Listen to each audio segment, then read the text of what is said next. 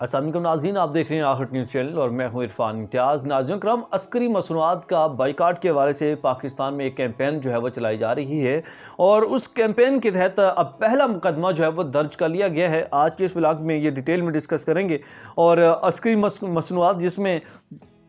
عسکری کی تمام تر جو چاہے وہ فوڈ آئٹمز ہیں، چاہے وہ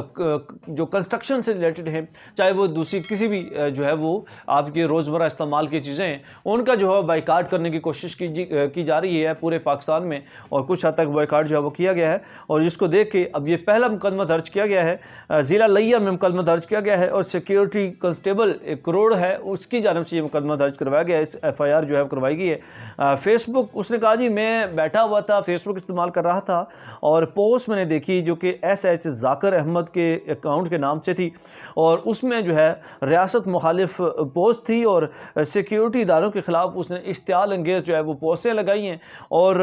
اس کے بعد اس نے کہا جی میں نے اسکرین شاٹس لیے ہیں، اور اس سے جو ہے یہ اس نے ایک انتشار پھیلایا ہے ریاست کے اندر، اور فتنہ برپا کیا ہے، اور اس کے خلاف اس نے درخواست دی، جس کا نام جو ہے وہ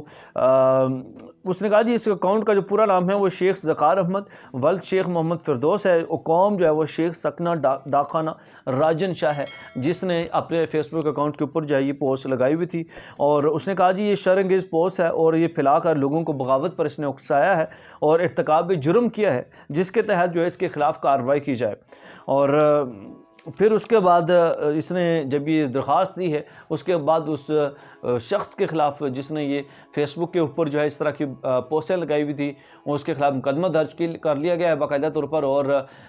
اس کو جو ہے وہ تحقیقات اس کے خلاف شروع کر دی گئی ہیں۔ اب یہ دیکھنا ہے کہ کیا مزید اس پر جو ہے وہ ریسٹرکشنز اپنائی جاتی ہیں یا نہیں، کیا یہ اقدام جو ہے وہ درست ہے یا غلط ہے۔ آپ کی اس حوالے سے کیا رائے ہے؟ کمنٹ سیکشن میں رائے کا اظہار کرنا بھولیے گا۔ ایک نئے ولاگ سے پھر حاضر ہوں گا، اجازت دیجیے، اللہ نے کے بعد۔